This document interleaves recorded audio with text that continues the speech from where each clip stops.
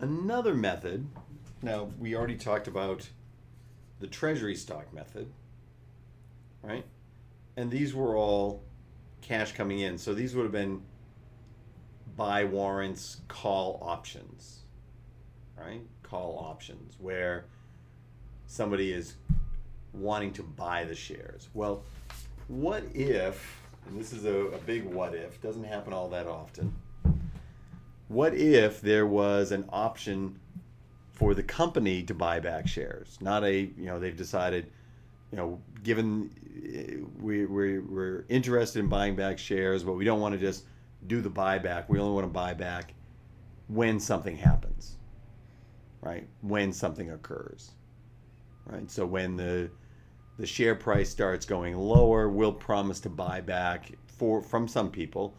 Will promise to buy back their shares as an option, and they have the right to exercise the option. They don't have to, but we'll write an option to buy back their shares. It's a put option. We're writing a put option. Over here, with employee stock options, we're writing call options as the company. Right? Oh, and by the way, on any of these options, it doesn't matter whether they're vested or not. It's the potential that these things could be issued. We use the Treasury stock method for written call options. For written put options, we're going to use, they came up with a very clever name, the reverse Treasury stock method.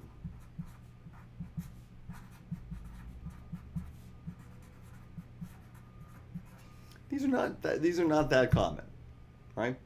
But they could exist out there. So we just at least throw both methods out there.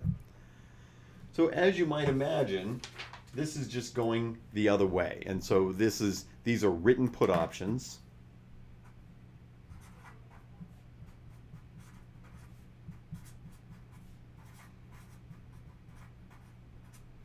Right, where we have the obligation as the organization to buy back the shares.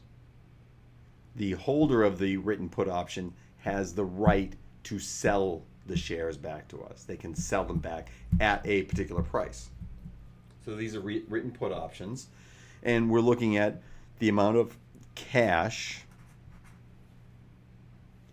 going out.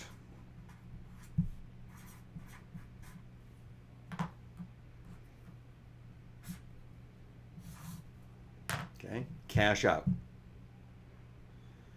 So, just like the Treasury stock method, we have to kind of flip it. We have to think about, and this is an assumption, sorry,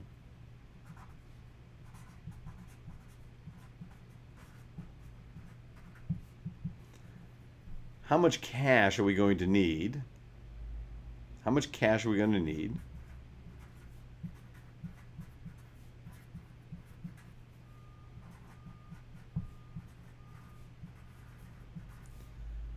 to buy back the shares?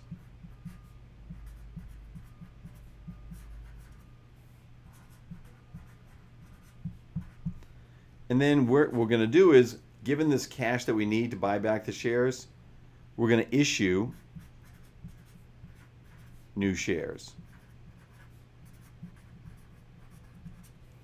using the average price during the period.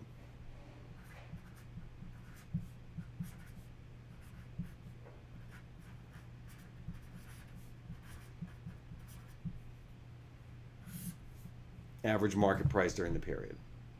Okay?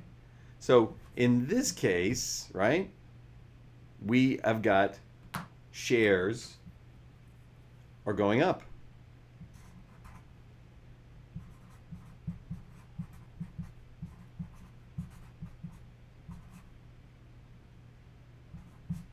Go up. So that's the assumption. How much cash are we going to...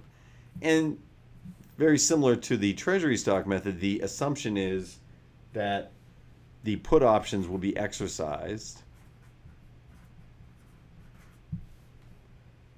at the beginning of the year or the beginning of the period.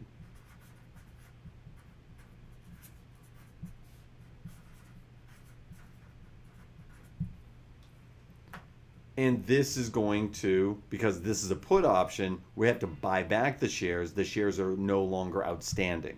So this is going to decrease our weighted average outstanding. So again, it just matters which way is the cash going. In a reverse treasury stock method, the cash we have to pay because we wrote a contract that allows for whoever holds this option to force us to buy back the shares. They get to sell them. They get to put the shares back to us.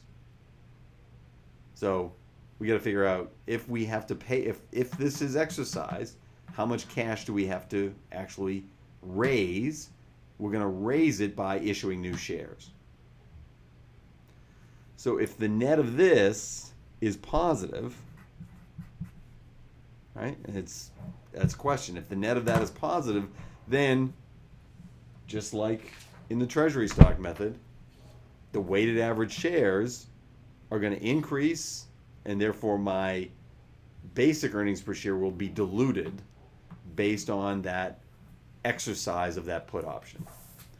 If this is negative, if this is a negative amount, then I am not going to factor it into the diluted calculation, because whatever this dilution effect, the diluted earnings per share, or the dilution of earnings per share, should be lower in all cases than basic earnings per share,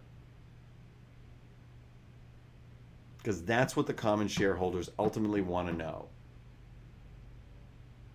How much of what you've already done is going to reduce this number for me? So that's the reverse treasury stock method.